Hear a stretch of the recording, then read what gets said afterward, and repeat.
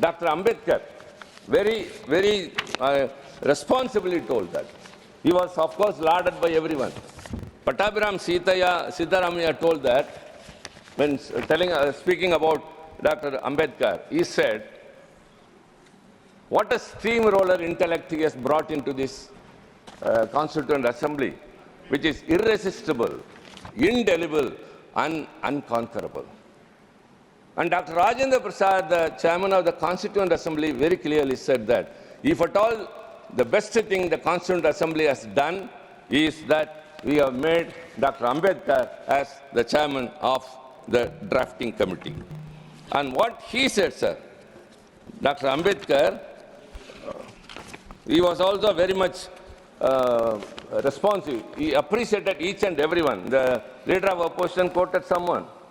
And Dr. Ambedkar very clearly says, I quote, sir, Sir Alladi Krishnamayya, Dr. Ambedkar said, I came with no greater aspiration than to safeguard the rights of the interests of the scheduled caste people. I had the least remotest idea that I would be entrusted with such a big responsibility. There are people bigger, better, and more competitive than me in this assembly. But they have made me. They have entrusted the responsibility. They have chosen me as the chairman of the drafting committee. And he continues to say, sir, and he says very much about S.N. Mukherjee, Sundarnath Mukherjee. The West Bengal people should be happy about it. The Surendranath Mukherjee, he said, the task of the drafting committee would have been a very difficult one if this Constituent Assembly has been merely a motley crowd, a tessellated pavement without cement, a black stone here and white stone there, with each member or each group was a law unto itself. In that respect only, he is appreciating the Congress. It is because of the discipline of the Congress party that the drafting committee was able to pilot the Constitution in the Assembly with the sure knowledge as to fate of each article and each amendment. My job is not to be a spokesperson, sir, but I call a spade a spade. We have got many things, but we call a spade a spade. And Dr. Ambedkar shared the credit with each and everyone. He said party discipline, in all its rigidity, would have converted this assembly into a gathering of yes men. Fortunately, there were rebels. There were Mr. Kamath, Mr. Deshmukh, Mr. Sidwa, Professor K.T. Shah, and Pandit Hridayanath Kunsu. So when he appreciated those who supported, at the same time, he also mentioned those who were rebels, who spoke against. That is dissent, that is democracy. So that has emerged in those days itself. Sir, the Constitution has very great qualities. I don't want to go into that. I got something else. I want to remind of our great leader, the great thinker, uncomparable, and still not still, sir, forever, the very best scholar is our Anna, the founder leader of our DMK party. Sir, he used to write letters in the party official organ to his party cadre, enlightening them of what is going on in the country, enriching them with the history of the world. The revolutions happen here and there. For what reason? And all people have come out of slavery. All these things he was educating the last person in the party. So he used to write. But the way of addressing the letter was the dear brother. This family bondage, this affinity was first brought in by. Anna wrote a letter which happened to be the last one and which is also called as the Will of Anna. At that time he was the chief minister. He wrote that, dear brother, I have never been mad after power, nor I am happy to be the chief minister of a state which comes under a constitution where it is in letter that it is federalistic, but in practice it is becoming more and more centralized. So he expressed that autonomy has to be given to the states. This was his last wish, and so it is considered as a will. Because he realized the states which are the constituents of this union were weakened slowly, one by one stages. What is happening is now much worse.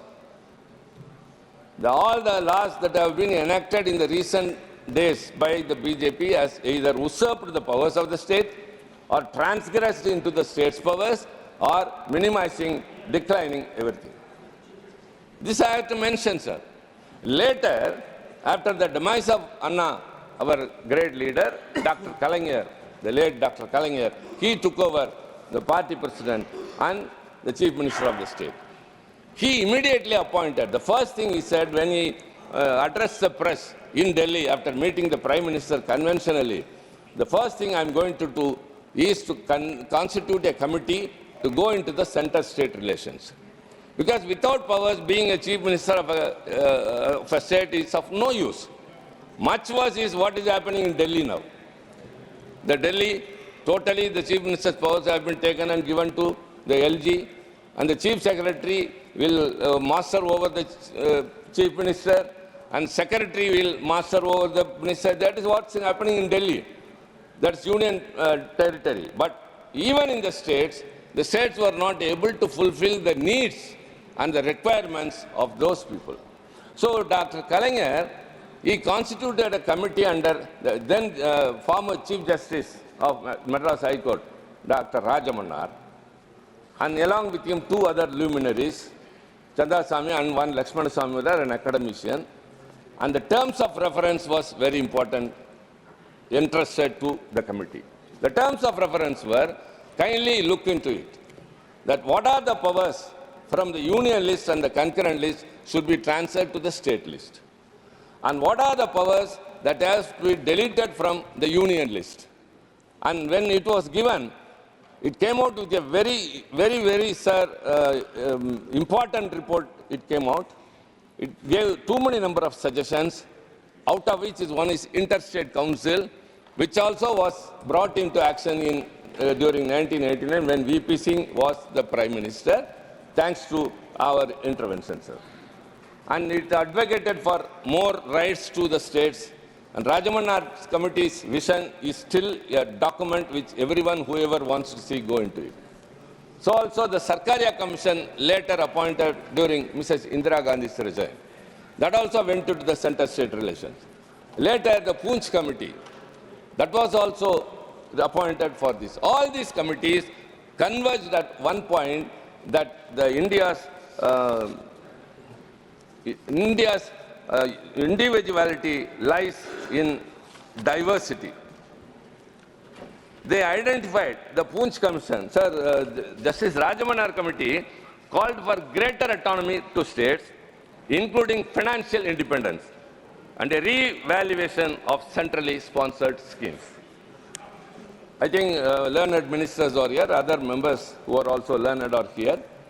A rural scheme which is suited to Tamil Nadu will not be Rajasthan or any other northeastern. So centrally sponsored schemes has to be re-evaluated. It needs a re-evaluation. The Sarkaria Commission furthered this vision by emphasizing consultation before union legislation affecting states and a larger share of tax revenues to be devoted to states. Despite these recommendations, implementation has been partial, having much of contradiction intact. The Poonch Commission identified the need for reforms in the current list and concurrent list and proposed institutionalized mechanisms for reforms for resolving disputes between the center and the states. So these reports offer a roadmap, but challenges still persist. Practically, the area of fiscal devolution and legislation overlap.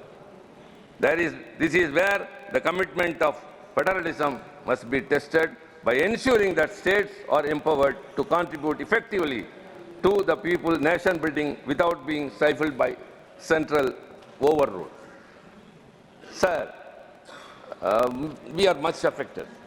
Dr. Ambedkar said, caste and creed discrimination is prevailing in India. But out of our experience, we feel that the regional discrimination is much more predominant now. Stepmotherly attitude is shown to the states. For example, even the Finance Commission, devolution of taxes, Tamil Nadu has been slowly, the devolution is declining.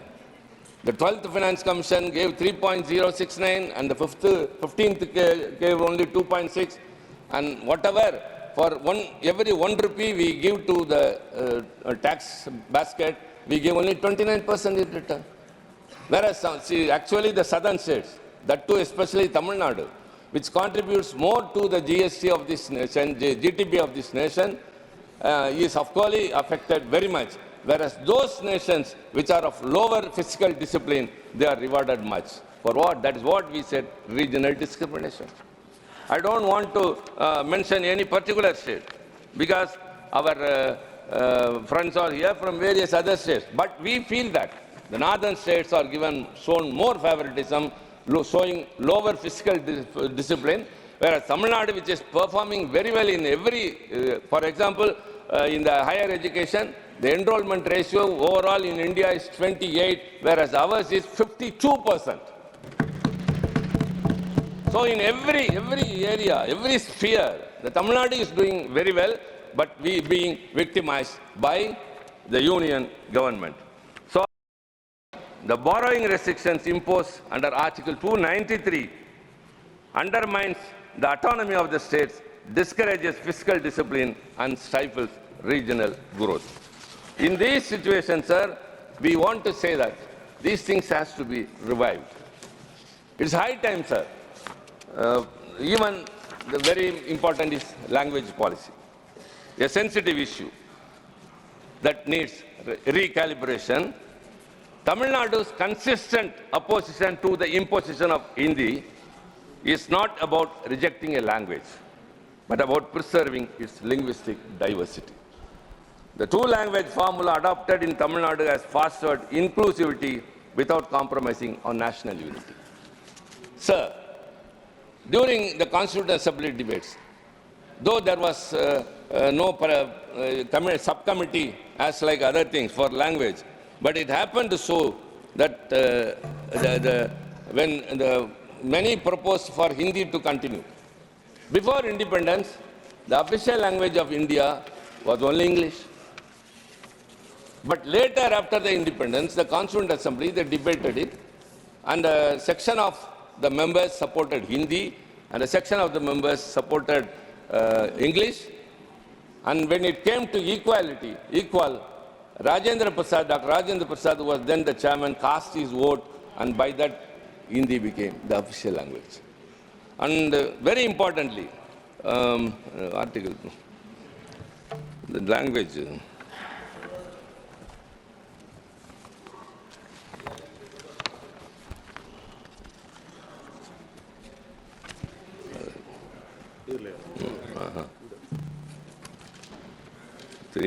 So, sir, Article 368 also, I must appreciate that. It is the amending provision. The amending provision is the only special feature, unique feature in Indian Constitution which many others do not have.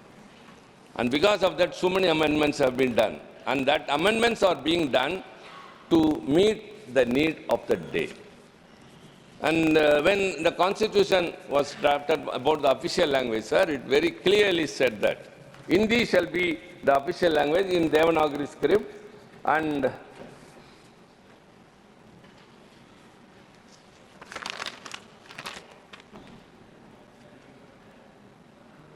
notwithstanding anything in this article, Parliament may be law provide for the use after the set period of 15 years, the English language or the Devanagari form of numerals.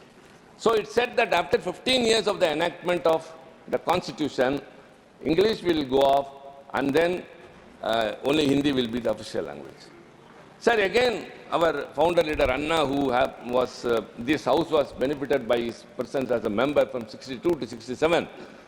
He spoke very much about the language policy, and the Official Languages Amendment Act 1963 came, and it declared that the official language, the English shall also be the official language, as long as the non-Hindi speaking people accept it. Sir, whereas this government is totally thrashing all those things. What the Constitution has assured, it is not enough that you celebrate a Constitution Day in the Central Hall, which you have deserted. And it is not enough if you have a debate in both the houses of Parliament. It must be not only in letter, in spirit also it must be. When it has been assured, India is a country of complexity.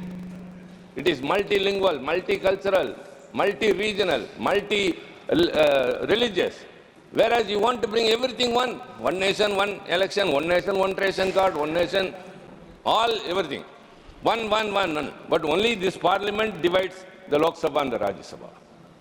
The Central Hall, which used to unite the members of both the houses, is now totally, we are deprived of that.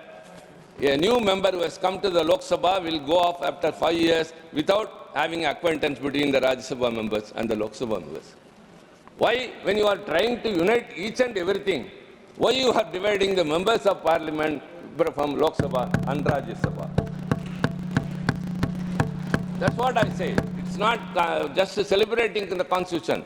All the schemes which are implemented by this government are either in Hindi or in Sanskrit. Learned ministers, Puri is here, my dear brother Yadav is here. Kindly tell. Bhupender ji, you know better. It says that any bill or anything should be in English, the Constitution says.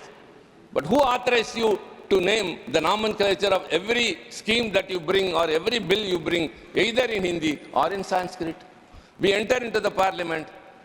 Now that we are accustomed, we are spelling out, pronouncing it, but we do not know the meaning. Makar Dwar. What is it? What is it? Wherever we go,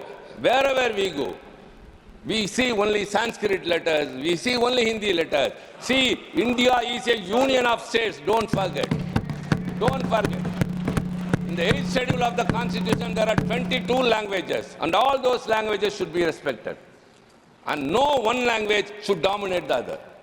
The Tamil is the ancient language in this world. It's the hoary language. When you say Sanskrit and Tamil are ancient, or they are classical languages, Sanskrit is not a spoken language. It's only in books. It is in Vedas. Whereas Tamil has a rich history of literature, grammar, and everything. And 8 countries have Tamil as the official language. Why you are denying this? Showing this partiality. Why you are treating us like that? This stepmotherly attitude, that's what I said in my outset itself. Not even a iota of apprehension should creep into the minds of the linguistic minorities and religious minorities. You are in power. You are in power. But you have to treat the whole of India as one in your outlook, not in names. You are imposing. That's what we say. We are not against one language, not to reject Hindi or any other language. Don't impose that. In Tamil Nadu, we are bilingual, only Tamil and English. If anybody wants to learn any other language, let them. It is also interpreted that we have stopped people learning Hindi. Even the finance minister has leveled an accusation. Never. We stopped them from learning Hindi. No. The Dakshina Hindi Prachar Sabha's headquarters is in Tamil Nadu. Every year, lakhs of people are studying there and getting graduated. If you are totally against a language, we would not have allowed it. If you are interested, go ahead. But what the way the government is acting today is totally anti-constitutional, anti-federal. Sir, we want to insist upon one thing. If at all you are very sincere, if you are really devoted in celebrating the Constitution Day, you have to uphold secularism and federalism, which is the most important factor, the core thread of backbone of our Constitution and our country. And in this situation, sir, I would like to conclude with only one thing. Federalism is not about weakening the center. It is about strengthening the union by empowering the Constitution. So kindly keep in mind, we are not against a language, we are not against a region, but you don't discriminate us. That's because we are lying in the last of India. It is not the last. Rather, India starts from the south only, from there only. Our language is rich, Our contribution to this country is rich. Whenever the integrity and the sovereignty of India was affected, it was DMK which has stood first to protect the nation. We had a slogan of separate Dravida Nadu. We gave it up only during the Chinese aggression. During the Bangladesh war, it was DMK which contributed more than any other state to save the nation. So don't underestimate us. We have always been with us. So stop this attitude of stepmotherly treatment, and I would urge again, respect all languages, respect all religions, and tax devolution is very, very important. So with these words, sir, I thank you very much for giving this opportunity. Thank you. Thank you.